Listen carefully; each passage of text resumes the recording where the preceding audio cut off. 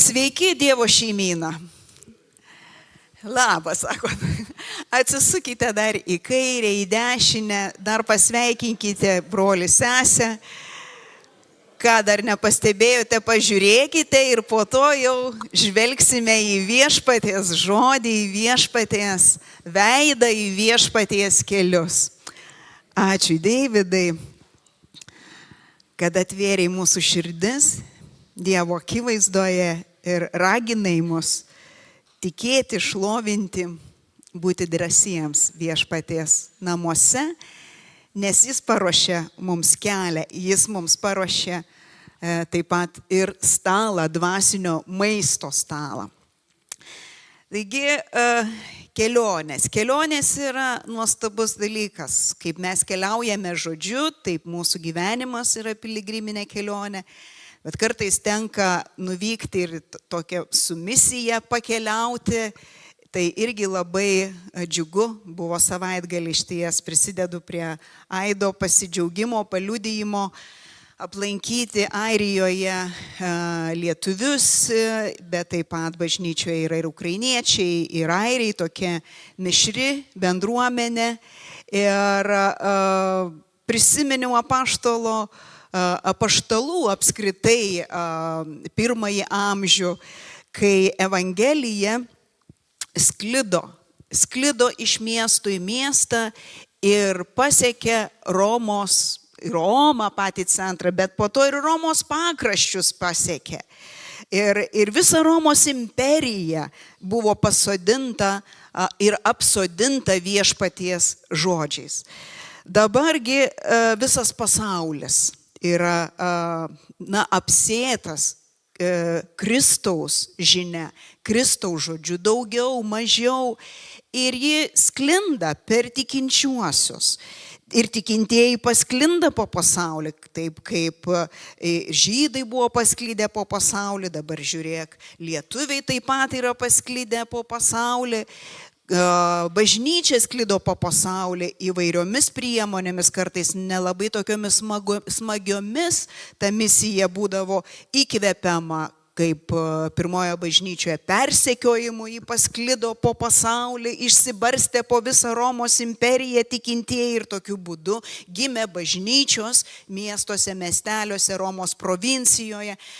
Šiandien taip pasklidę tikintieji, galbūt pastumėti kai kurie ekonominių sąlygų pasklido, kai kurie kaip Ukrainos gyventojai karo priversti pasklido. Bet žiūrėk, tas tikėjimas nukeliavęs į tą vietą, kuris yra į kitą žemę, vėl kaip grūdas krinta kitoje žemėje ir augina Evangelijos vaisių.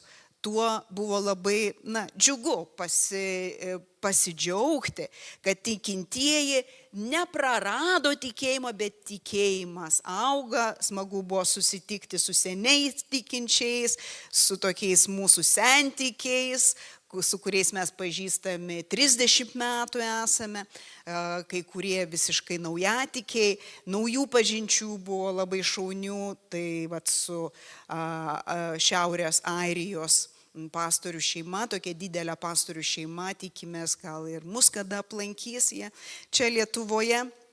Taigi, toksai ir jie ten draugauja, ir mes čia draugaujam tarp įvairių bažnyčių.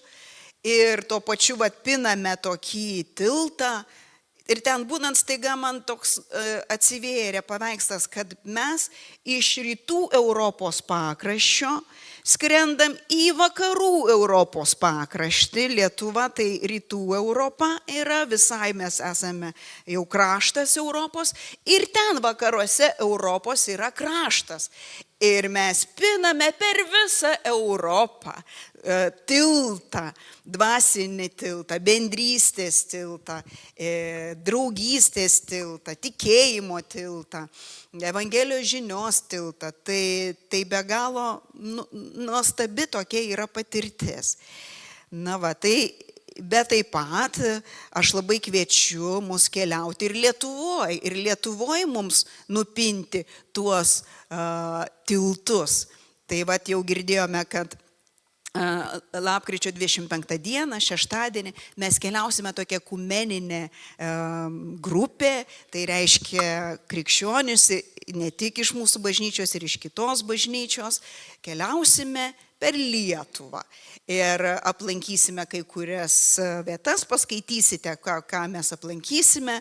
Bet vėlgi mes ir šlovinsime, mes ir kažką praktiškai, kažkokią dvasinę praktiką turėsime drauge ir melsimės drauge. Tai vat kelionėje, judėkime toje ir maldininkų kelionėje, ir pažintinėje kelionėje, ir vėlgi bendrystės kelionė, nes kelionės labai praplečia, labai suartina, netgi transformuoja, sakyčiau, transformuoja patį žmogų ir transformuoja santykius. Tai vat nepatingėkim ir tikrai labai kviečiu, vykite patys, pakvieskite savo draugus, skaičius yra ribotas, yra registracija, registruokitės. Tai vat ir vykime šitokią kelionę, paturėkime tokią platesnę praktiką tarp bažnyčių draugystės tokios. Na va, o po to paraginimo žodžiu prieinu vėlgi prie mūsų vidinės išgyjimo kelionės. Šitą ciklą šiandien baigiu, tai bus paskutinis jau pamokslas iš šito ciklo. Na ir mes prisiliesime prie temos, kaip blogis, kurį galbūt patiriame savo gyvenime, virsta geriu, kaip jis gali virsti mūsų gyvenime ir kaip jis gali taip transformuotis. Svarbu suvokti mums, kad nėra nei vieno žmogaus, nei vieno iš čia esančio ir apskritai pasaulyje, kuris nepatirtų gyvendamas žemėje skaudžių ir krizinių patirčių. Tikintieji taip pat yra neišimtis. Kartais tikintieji kenčia daugiau net negu netikintis. Ir mes matome to paliudijimus šventam rašte, bažnyčios istorijoje. Išties visą laimę, kai mes gyvename po taikiu dangumi ir gyvename demokratinėme pasaulyje, kur yra tikėjimo laisvė. Bet ilgus amžius dėl tikėjimo buvo persekiojami Dievo žmonės ir patirdavo sunkumus. Šiandien mes patiriame kitokius sunkumus, skaudžias galbūt netektis, skaudžius konfliktus, krizinius dalykus santykiuose tarp žmonių. Ir šito mes neišvengėme nei vienas. Šventasis raštas mus kviečia tokiomis akimirkomis, tamsos ir sutemos akimirkomis gyvenime pasitikėti Dievu. Visa širdimi pasitikėti Dievu, tuo, kuris naktį gali paversti diena.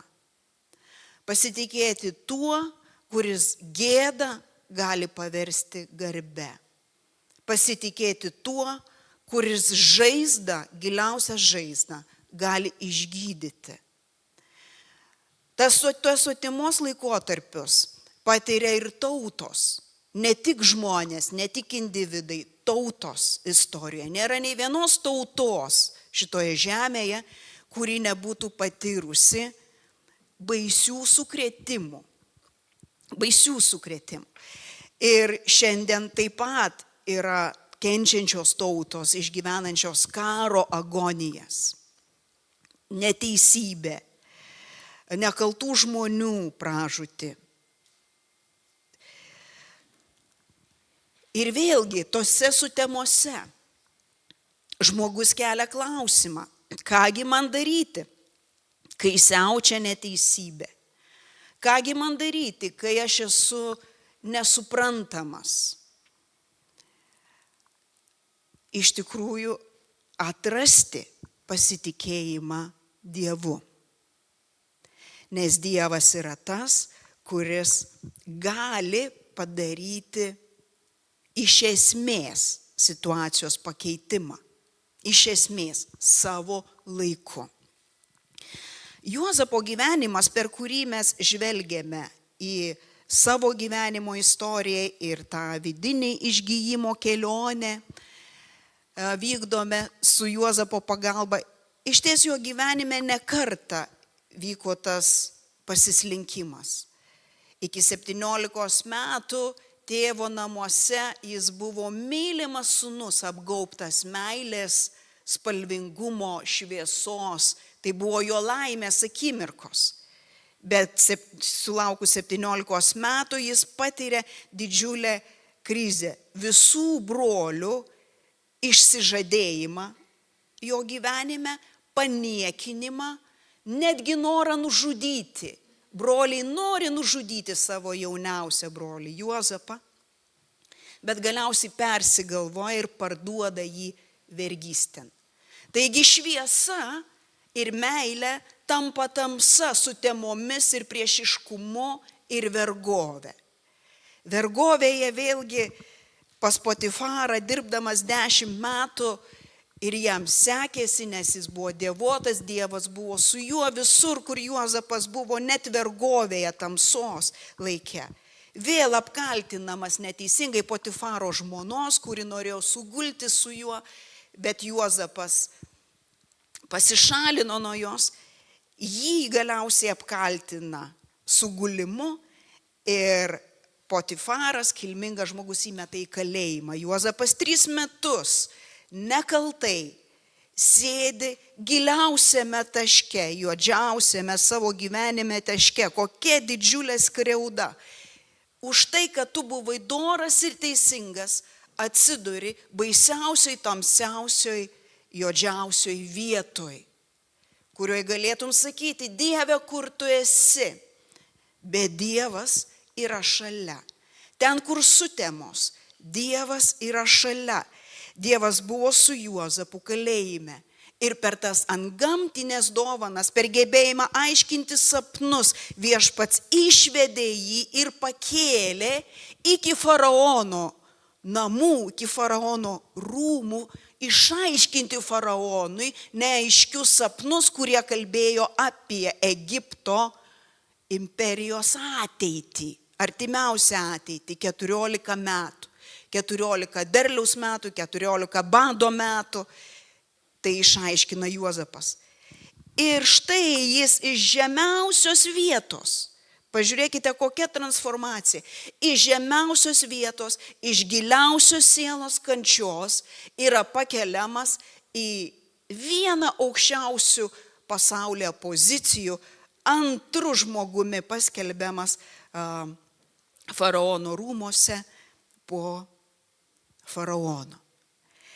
Ir per tai mes žinome, kad jau kalbėjome apie tai, broliai ateina į Egiptą ieškoti grūdų. Ir taip vykdomas susitaikymas ir iš blogio virsta gėriu, iš gėdos, paniekos, patyčių į pagarbą. Pagarbą brolio akyse, pagarbą tėvo akyse, pagarbą faraono akyse, pagarbą visos Egipto tautos akyse. Vat šita dinamika, kalnas pakalnė. Greičiau taip yra panašu žmogaus gyvenime, negu ta tiesia tokia linija, tu kyli į kalną, ir dar su keltuvu tave tai palengvintai kelia į tą kalną ir sakai, koks nuostabus gyvenimas, kelia. Visi taip norėtume, bet neprašokame iš tikrųjų šitų slėnių, neprašokame atsitrenkimų, neprašokame išdavysčių, neprašokame šitų konfliktų. Ir dabar pažiūrėkime į Juozapo pabaigą gyvenimo, kurioje pačioj pabaigoje, pradžios 50 skyriaus, pradžios knygos 50 skyriaus, yra apibendrinama visa tai, ką Juozapas išgyveno savo gyvenime, ir iš to mes galime pasemti aiškias pamokas ir savo. Taigi 50 skyrius nuo 14 eilutės ir iki pabaigos. Taigi palaidojęs tėvą Juozapas sugrįžo į Egiptą su broliais ir visais, kurie buvo nukeliavę su juo tėvo laidoti. Jokūbui mirus, Juozapo broliai bijojo ir kalbėjosi, galbūt Juozapas pradės neapkęsti mūsų ir atkeršys mums už visas piktadarystės, kurias jam padarėme. Jie nusiuntė jam tokią žinią. Tavo tėvas prieš mirdamas liepė mums, kad sakytume tau, atleisk savo broliams jų nusikaltimą ir nuodėmę, nes jie piktai su tavimi pasielgė. Taigi dabar prašome, atleisk tavo tėvo Dievo tarnų nusikaltimą. Juozapas verkė, girdėdamas šiuos žodžius. Po to jie nuėjo pas jį ir parpuolė prieš jį sakė, mes esame tavo vergai. Juozapas jiems atsakė, nebijokite, argi aš užimu Dievo vietą. Nors jūs man norėjote blogo, Dievas tai pavertė į gerą, norėdamas įvykdyti, ką šiandien matome, išgelbėti daugybę žmonių. Todėl dabar nebijokite, aš maitinsiu jūs ir jūsų vaikus. Taip jis guodė ir ramino juos. Juozapas ir jo tėvo namiškiai liko gyventi Egipte. Juozapas gyveno 110 metų. Jis matė Efraimo vaikus, savo sūnaus Efraimo vaikus, iki 3 kartos, taip pat ir savo sūnaus Manaso sūnaus, Machyro sūnus, buvo padėti Juozapui ant kelio. Juozapas sakė savo broliams, aš mirštu, Dievas tikrai aplankys jūs ir išves iš šitos žemės į kraštą, kurį jis prisiekdamas pažadėjo Abraomui, Izaokui ir Jokūbui. Po to Juozapas prisaikdino Izraelio vaikus. Tikrai Dievas aplankys jūs ir jūs išnešite iš čia mano kaulus. Ir Juozapas mirė, sulaukęs 110 metų. Jie išbalzamavo jį ir paguldė į karstą Egipte. Na štai, visos istorijos šlovinga pabaiga. Iš tikrųjų tokia su užkilimu, su stipriu užkilimu, su dideliu pažadu, su labai aiškia kryptimi tautai apie tai, kad Dievas išves visą tautą. Vieno žmogaus gyvenimas apimantis visą tautą. Taigi mes matome, ką mes čia matome. Praeitą kartą mes kalbėjome apie tai, kaip Juozapas gėdėjo. Juozapas ir jo broliai ir Egiptas gėdėjo mirusio tėvo patriarcho Jokūbo ir kaip jį palaidojo. Nuėjo ilgą ceremoniją iki 360 km iki Kanaano šalies, kur buvo palaidotas Jokūbas kartu su patriarchais Abraomu ir Izaoku. Dabargi jie vėl grįžta, visą šitą kelią sugrįžta, kaip jau minėjome, į tokį jau statymo, gėdėjimo statymo laikotarpį, kada tu grįžti palaidojęs savo mirusį, artimą žmogų, grįžti į gyvenimo ritmą po truputėlį, toliau statyti tą gyvenimą ir išmokti gyventi be to, kuris buvo šalia, galbūt kuris buvo jungiantis labai svarbi grandis, svarbus asmuo kaip patriarchas Jokūbas, kuris mirė. Ir broliai, 11 iš jų, ar 10 iš jų, nes vienas buvo Juozapo mylimas brolis Benjaminas, broliai greičiausiai grįždami visą tą kelią palaidoję tėvą, po to gedėjimo laiko kalbėjosi ir labai išgyveno. Jie pradėjo vėl nerimauti, kad tik Juozapas nekeršytų mums už tas jaunas dienas. Galbūt jo širdyje yra užsilikęs tas kartėlis už tas skriaudą, kurią mes padarėm, už tokią didelę skriaudą. Ir dabar, kai nebeliko tėvo, kuris mus visus jungia, tiesiog gali jis panaudoti savo valdžią Egipte ir mus visus sunaikinti. Tiesiog atkeršyti mums visiems. Tai jau jeigu būtų kokia geresnė proga atkeršyti, tai dabar yra pati geriausia proga atkeršyti ir visi mes čia mirsime, mirs mūsų žmonos, mūsų vaikai mirs ir viskas. Ir jie nerimavo ir todėl jie sugalvojo, kad reikia siųsti žinutę, reikia užbėgti visiems šitiems įvykiams už akių ir tiesiog siuntė tokią žinią, jau kai grįžo į Egiptą, nes aišku, kad Juozapas savo pareigose, vėl faraono rūmose, o broliai jie Gošeno krašte, kur ir ganė savo galvijus. Faraonas buvo išskyręs Gošeną kraštą. Siunčia žinią į faraono rūmus pas Juozapą.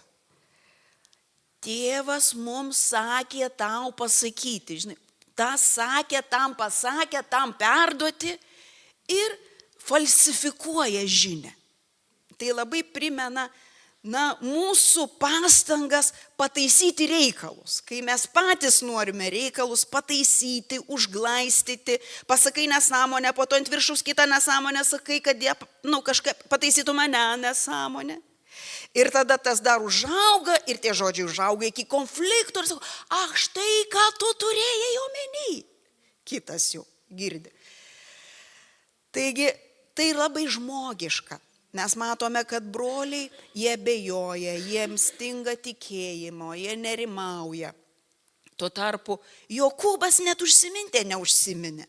Jokūbui prieš mirtį svarbiausia buvo, kad jo palaikus nugabentų į pažado žemę. Ir vienintelį dalyką, ką jis Juozapui sakė, prisiek man, kad nugabensi mane šitą, nepalaidosi mane Egipte, nugabensi mane į tėvų kapus, ten mane palaidosi. Jokūbas pasitikėjo Juozapo atleidimu. Juozapas tikėjo Dievu. Nei į galvą neatėjo susidoroti su savo broliais. Bet broliai netikėjime toliau bando sutvarkyti savo gyvenimą, jį patiesinti, jį pagerinti.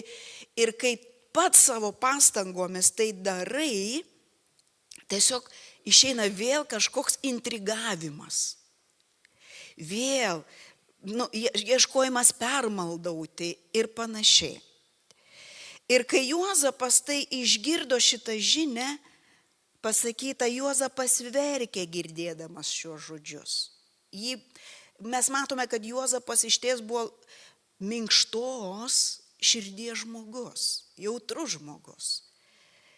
Ir kai tėvas miršta, mes matom jį verkiantį. Kai broliai net pažįsta pradžioje jo Egipte ir prašo grūdų, jis verkia. Ir čia galvoja, broliai jie vis dar netiki. Jie vis dar negali patikėti geranoriškumu. Negali pasitikėti Dievu.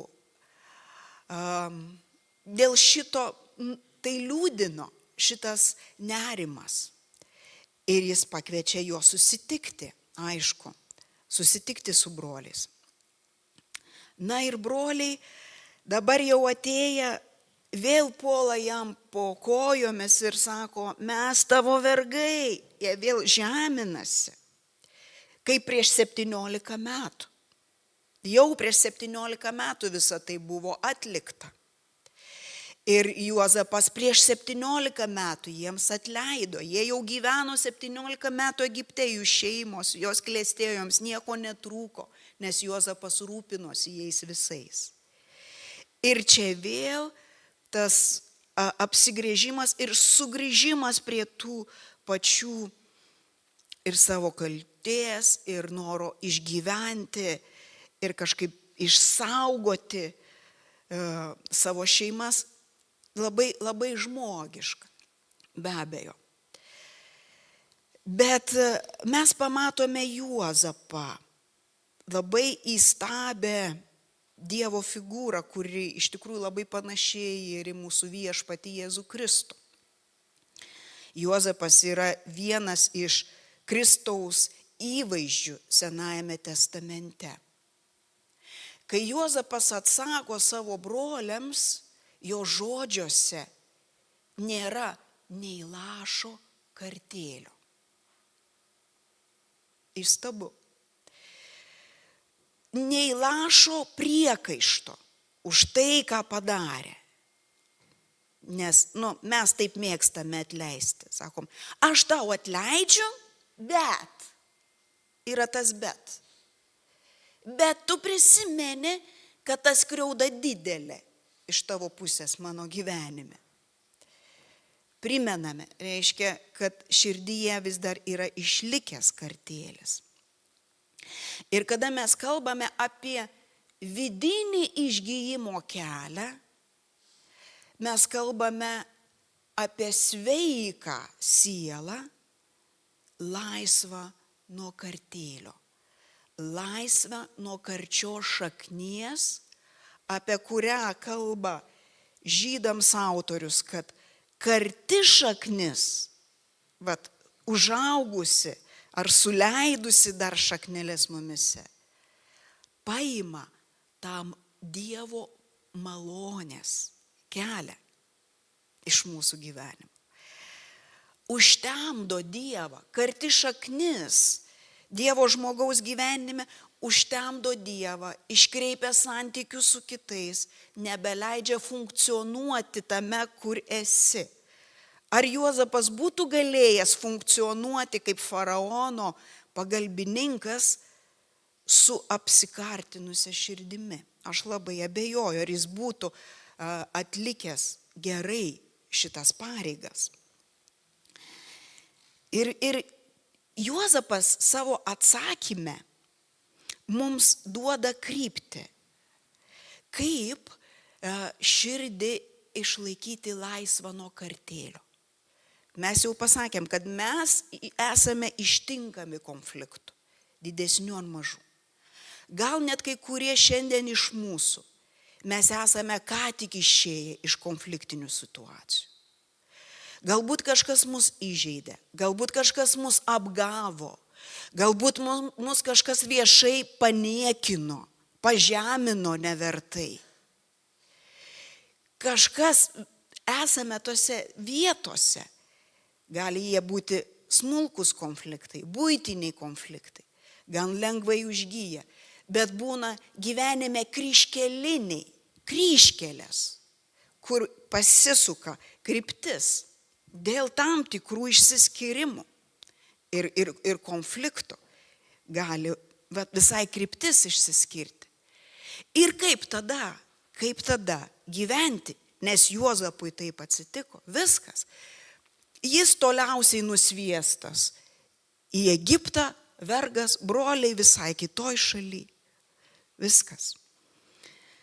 Atrodo, niekada nebesusitiks, niekada kartu nebegyvens, niekada jokių bendrų reikalų nebeturės, nieko nebebus bendro.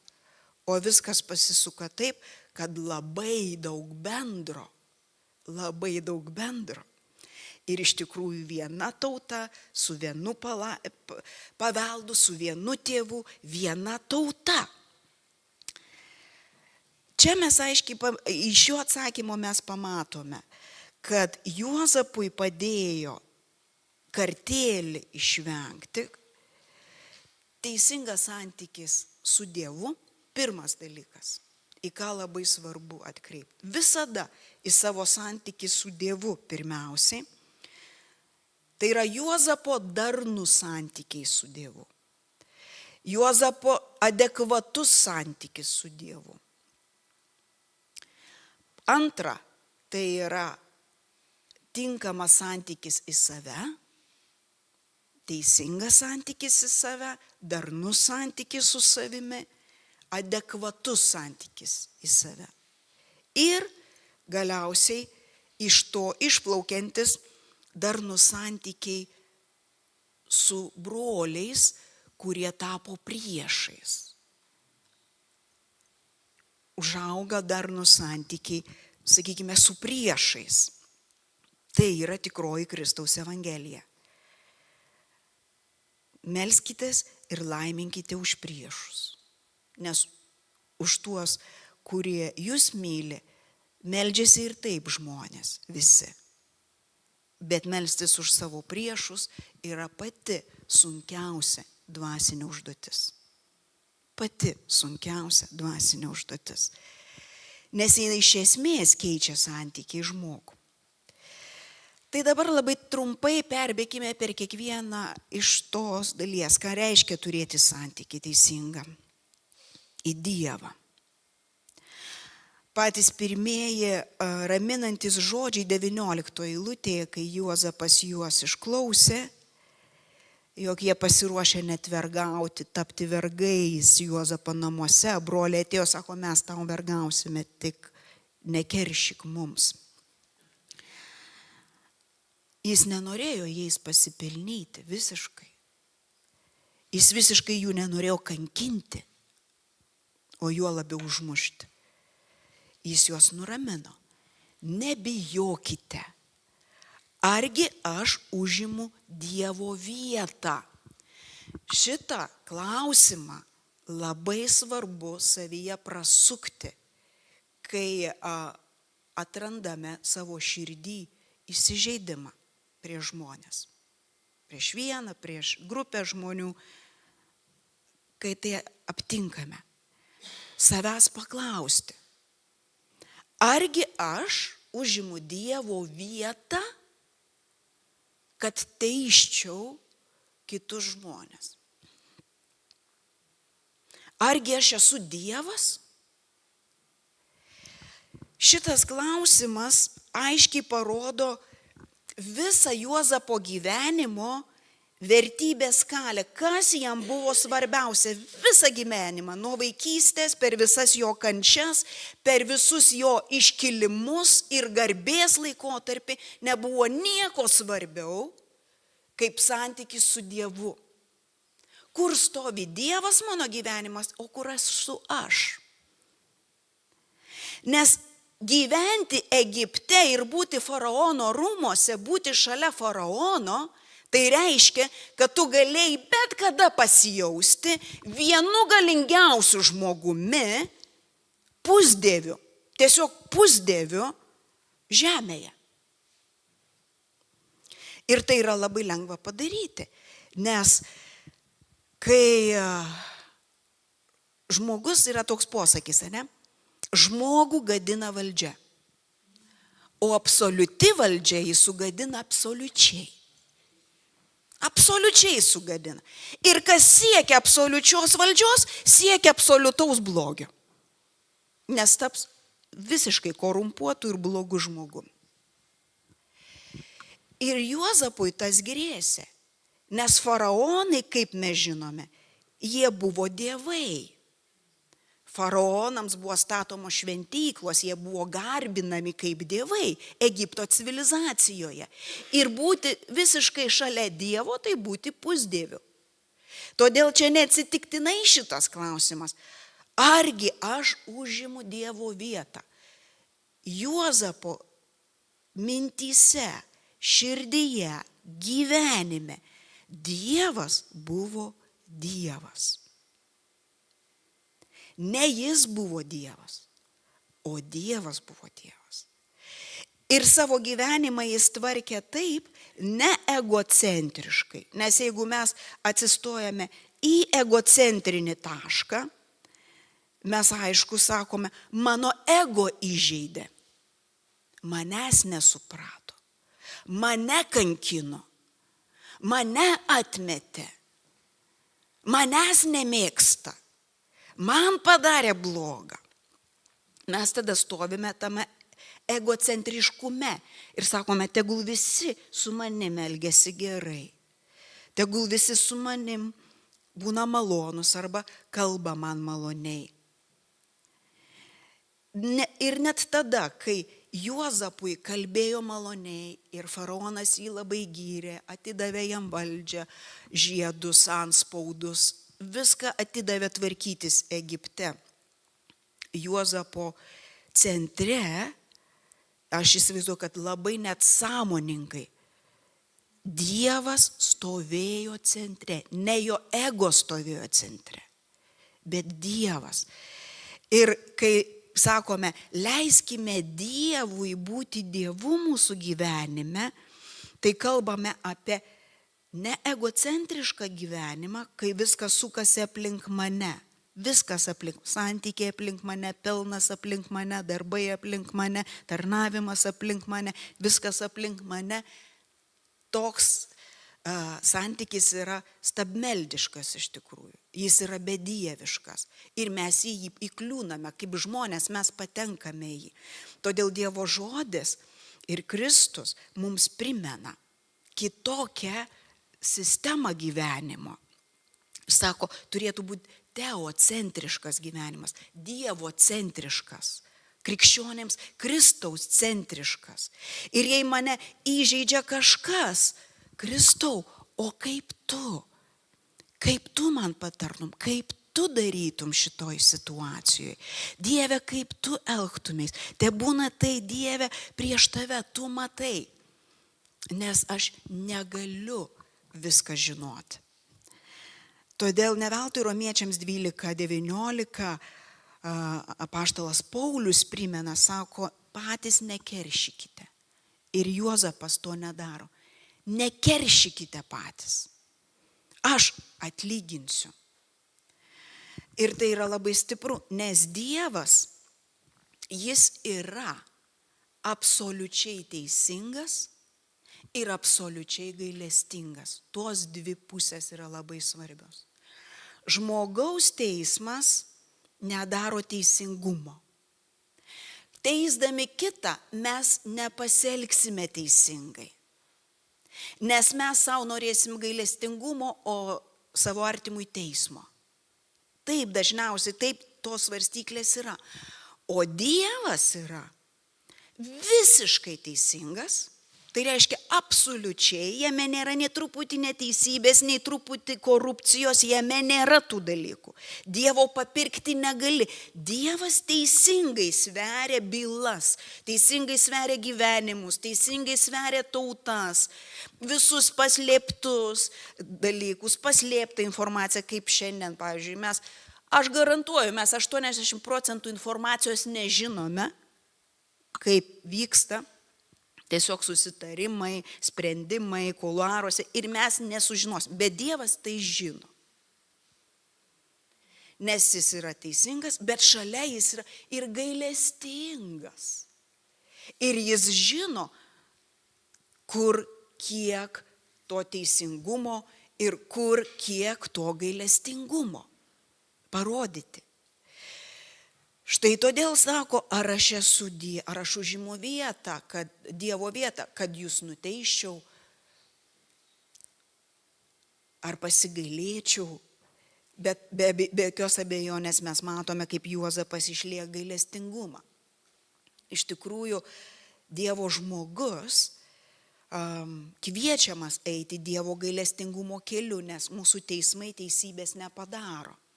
Kerštas įžiebė dar daugiau keršto. Akis už akį dėsnis Senam testamente, nepasiteisino. Ir Kristus atneša dar praplėstą žinią, giliau suvoktą, atleidimo kelią ir panašiai. Tai vat Juozapas, jis eina tuo keliu, kaip ir mūsų viešpats Jėzus. Kodėl vadinate mane geru, sako Jėzus. Vienas Dievas yra geras. Taigi į Dievą aš pats atsiremiu į Dievą sunkią valandą ir Dievo prašau, kad viešpats žvelgtų aplinkui, kas vyksta. Nes tavo Dieve yra visi žmonės, tavo Dieve yra visos tautos ir tebūnie tavo valia kaip danguje, taip ir žemėje. Mes galime to melsti, kaip Jėzus mus ir mokė melsti. Tavo valia kaip danguje, taip ir žemėje.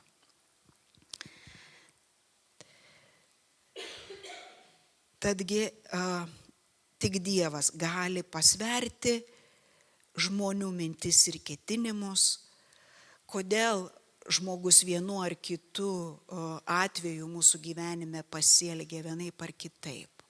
Mūsų nesuprato, ar kažką kito norėjo padaryti, ar ne, ar mes kažkaip norėjom kitaip pasielgti. Dievas tuos dalykus supranta. Todėl rinkimės, eidami vidinio gydymo keliu, rinkimės Juozapo kelio.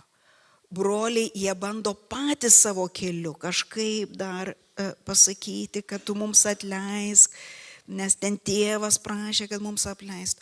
Bet Juozapas jis eina to link Dievo keliu. Ir iš Dievo jam ateina matymas, išmintis, sumanumas ir ta kita visai gyvenimo kokybė. Nuolankiai vertinkime save, ar ne? Ir tas nuolankiai vertinti save, štai 20 eilutė, kaip Juozapas tai vertino. Jisai sako, nors jūs man norėjote blogo, Dievas tai pavertė į gerą, norėdamas įvykdyti, ką šiandien matome, išgelbėti daugybę žmonių.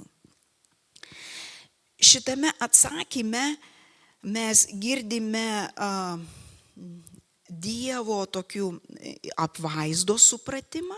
Aišku, kad jis vėlgi mato, kaip Dievas veikia gyvenime, kaip Dievas gali paimti pačias blogiausias situacijas ir jas paversti gėriu, iš blogio padaryti gėrį, taip kaip ir mūsų nuodėmės viešpats mums atleidžia, paima prastą sugadintą žmogų, nusidėjusi ir linkusi nusidėti ir mumise kuria gerą per tikėjimą.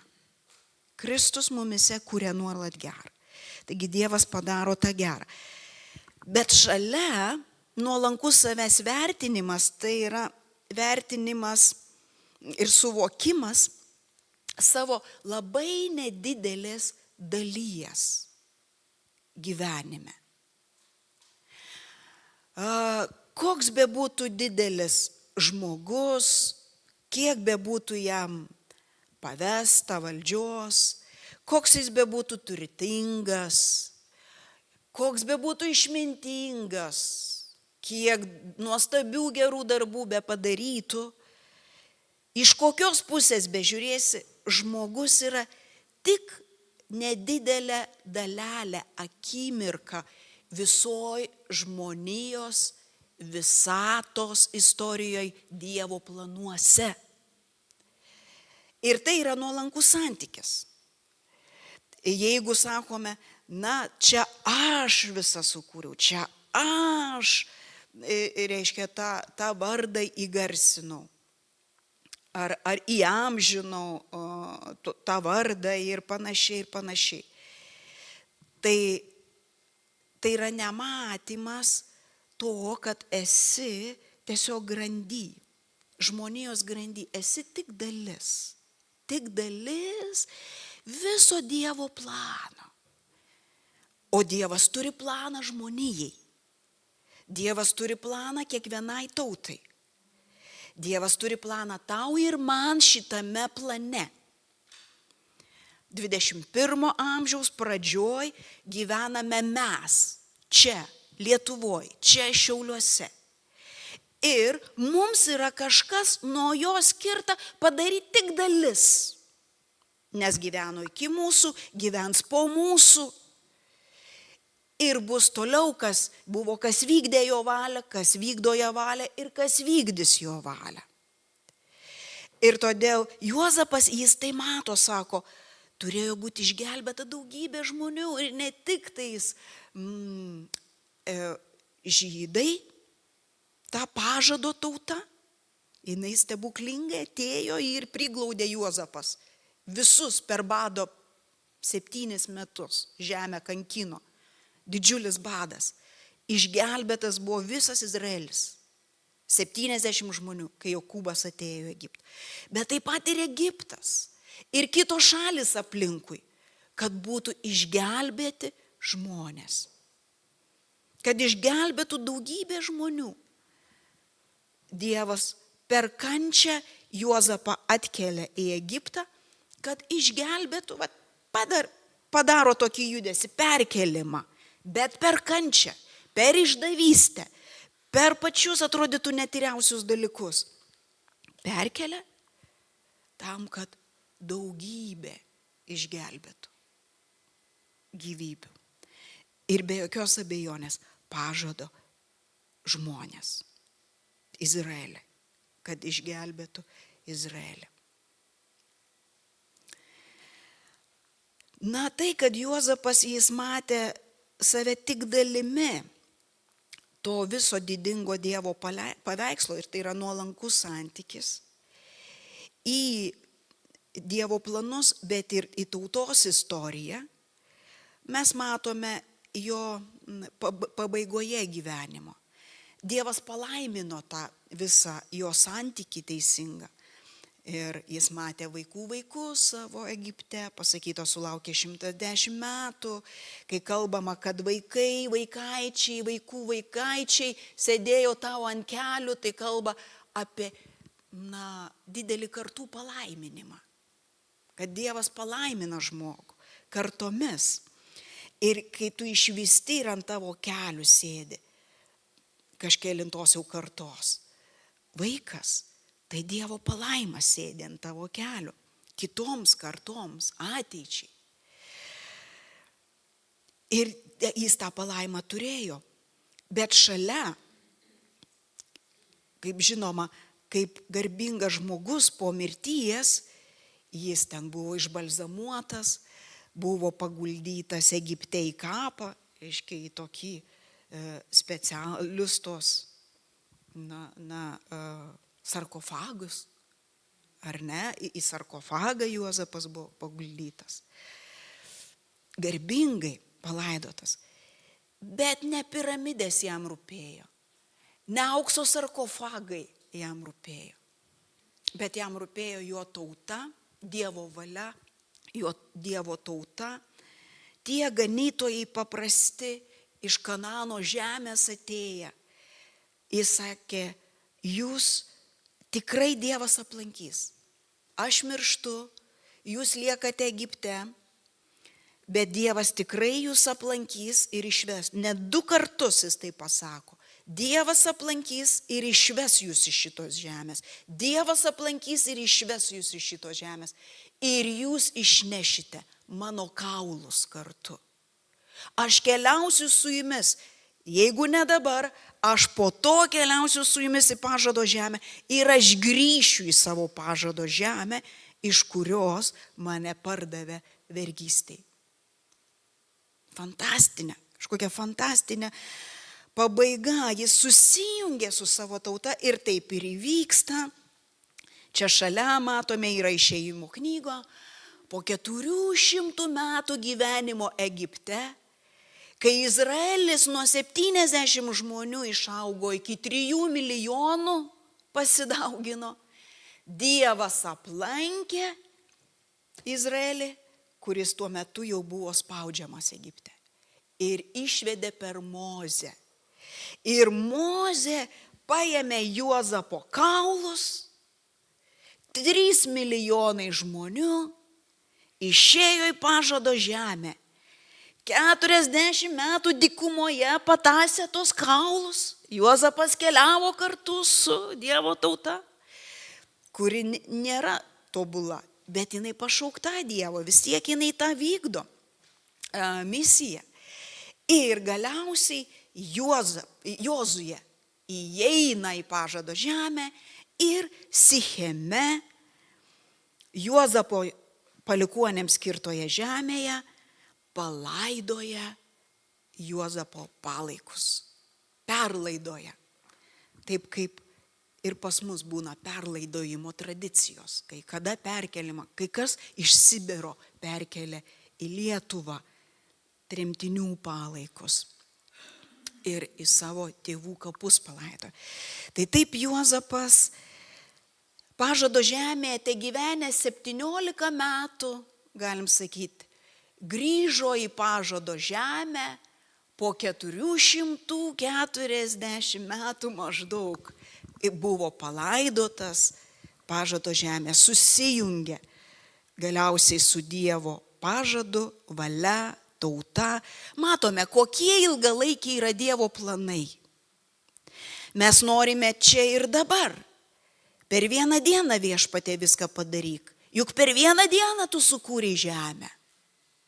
Nors nesvarbu, kad viena diena pas Dievą kaip 1000 metų. Per vieną dieną. Bet kai kurie planai, mes tik galim juos nujausti, kažkokiu akies kampeliu pamatyti Dievo duotus dalykus. Ir kurie po mūsų jie išsipildo. Galiausiai vaikuose, vaikų vaikuose ir panašiai. Tai tokia ta kelionė ir matome štai Juozapo perlaidoti palaikai yra iki dabar. Šitas kapas vakarų krante šiuo metu jis yra. Ir Izraelis, jis tiki, kad visa pažado žemė vienaip ar kitaip perės į Izraeliui. Anksčiau ar vėliau, nežinau kokiu būdu, bet kad Juozapas dabar vakarų krante guli Nablo mieste, netrukdo žydų piligrimams ten lankytis. Matote, įdėjau sąmoningai vieną nuotrauką. Ir nors prie to Juozapo kapo, tie dabar palikuoniai po 1000 metų renkasi ten ir maldai, ir apmąstymams, atsitinka čia teroristiniai aktai, nes tai yra Palestino žemė. Ir nužudomi žmonės toje vietoje. Bet tai netrukdo piligrimams ten lankytis. Tiesiog norėjau, kad mes pamatytume žmonijos istorijos ir Dievo veikimo istorijoje tą didybę ir suvoktume, kad mes esame šitoj didybei nedidelė dalis. Atlikti tą dalį, kurią Dievas mums yra skyręs atlikti. Kiekvienas savo dalį atliksime. Ir duok Dieve ne mažiau, nei jis yra davęs. Kaip sakom, ne daugiau, ne mažiau, bet kad ne mažiau. Gali būti daugiau, bet ne mažiau.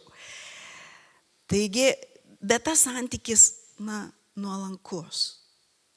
Ties manim neprasideda pasaulis, ties manim nepasibaigia pasaulis, bet Dieve jis yra ir jis tęsiasi ir istorija yra Dieve. Mano palikuonių, mano tautos, tautų, bažnyčios, Kristaus bažnyčios istorija, Izraelio istorija yra Dievo planuose ir jinai tęsiasi, jinai nesibaigia. Ir galiausiai paskutinis taškas, tai turėkime atlaidų santykiai kitus. Kai mes aiškiai savo atsakome, kad aš ne Dievas šitoj situacijoje, kad teisčiau. Šalia mes girdime, kaip Juozapas juos guodžia. Net 2 kartus sako, nebijokite, nebūkite neramus. Tegul nebūna nerimo jumise. Jis ramina savo brolius. Jis ramina. Po 17 metų jis vėl juos ramina, kai tėtį palaidoja jie. Sako, nebijokite, viskas bus gerai. 21 eilutėje pasakyta, todėl dabar nebijokite, aš maitinsiu jūs ir jūsų vaikus. Taip jis guodė ir ramino juos. Reiškia, per žmogų, kuris buvo labai negražiai, labai skaudžiai nuskriaustas tų savo brolių, dabar liejasi paguoda, liejasi ramybė ir rūpestis. Aš rūpinsiuos jumis, aš rūpinsiuos jūsų vaikais. Nebijokite, pasilikite, tegul tauta auga, tegul tauta plečiasi. Ir taip jį, mes jau ir girdėjome, jinai išsiplėtė. Tai va tas užauginti atjautą. Ir skaudžiose, aš pagalvau, skaudžiose akimirkose prieiti prie to supratimo, nors man norėjo blogo, nes kartais yra sąmoningas blogis. Gali būti sąmoningas blogis, prieš tave, prieš mane nukreiptas. Jis gali būti. Nors man norėjo blogo, bet Dievas pavertė į gerą. Tai, kokie tie blogi ketinimai buvo. Jis paėmė ir pavertė. Ir jeigu jis tai verčia į gerą, ar gali ta blogio šaknis būti manyje? Tegul gėris plečiasi manyje. Tegul atleidimas, atlaidus santykis, toks supratingas santykis, kad tai yra žmonės. Aš irgi esu žmogus, aš irgi galiu žmonės taip skaudžiai žeisti, kad jie tiesiog, sakys, man taip skauda, aš negaliu jos iš vis matyti. Nes mes esam žmonės, man reikia atleidimo, o mano atleidimo reikia kitiems. Ir todėl taip, linkėk artimiems to, ko pats nori. Jeigu nori savo Dievo gailestingumo ir sakai, Dieve pasigailėk manęs, Dieve pasigailėk. Ir tu pasigailėk kitų. Tiesiog parodi gailestingumą. Nes jeigu mes sakome, Dieve, tegul tavo teismas ten ateina, tada mes šaukiamės ir Dievo teismo į savo gyvenimą. Tegul tavo teismas ateina ir į mano gyvenimą. Nes jo akyse nėra labiau tokių geresnių, labiau blogesnių. Visi yra žmonės. O žmogus yra linkęs suklysti, linkęs nesuprasti kito, linkęs įžeisti, nes mes tik savy esame. Vėlgi primename, kad mes ne Dievas, mes negalime įeiti į kito gyvenimą, negalime įeiti į jo istoriją, į jo pojūčius, ką jis išgyvena, mes negalime įeiti į tai. Ir reikalauti iš jo, kad jis taip elgtų su manim, neišeina kažkaip, kaip aš dabar jaučiuosi šitą akimirką. Netgi mokslininkai jie įrodė, sako, oi, tu sako, nepergyvenk, ką žmonės apie tave galvoja. Nes kitas kraštutinumas, kai mes pergyvenam, ką dabar galvoju, ką dabar pasakiau, ką dabar galvoju, su pamokslininkais yra ta lyga, pasakiau tokį pamokslą, dabar ką galvoja apie mano pamokslą ir panašiai. Negalvok, nes žmonės 99% galvoja apie save. Ir tik 1% apie kitus pagalvoja. Tai gali nepergyventi dėl šito. Nes kiekvienas galvoja, ties savim. Mes ties savim esame. Toks yra žmogus. Bet kai Viešpats mus keičia, sako, pagalvok. Tiesiog pagalvok. Ir turėk tą atlaidžią. Būk linkęs labiau į atlaidų santykį. Atrask šitą santykį. Ir nueikime šitą santykį. Nes kaip norime, kad mums atleistų ir mes atleiskime. Tai Jėzaus ašis, Evangelijos ašis. Dieve, ir atleisk mums mūsų kaltes, kaip ir mes atleidžiame savo kaltininkams. Evangelijos ašis. Kristus ant kryžiaus, labiausiai nukentėjęs, visoji žmonijoje asmuo neteisingai, iš kurio tyčiosi romėnai ir žydai, savi ir svetimi, visi nukryžiavo, visi išniekino. Ir Jėzaus malda ant kryžiaus: Dieve, atleisk jiems, nes jie nežino, ką daro. Ar ne? Tai tas atleidimo kelias yra sveikatos, vidinės sveikatos kelias, be kurio negalime turėti dvasinio sveikumo. Ir pakartosiu, kad kartėlyje niekada nepastatysime sveikų santykių tarpusavėje. Kartėlis temdo Dievo veidą, iškreipia jo žinę. Kartėlis neleidžia laisvą sielą kurti, statyti, daryti gerus darbus.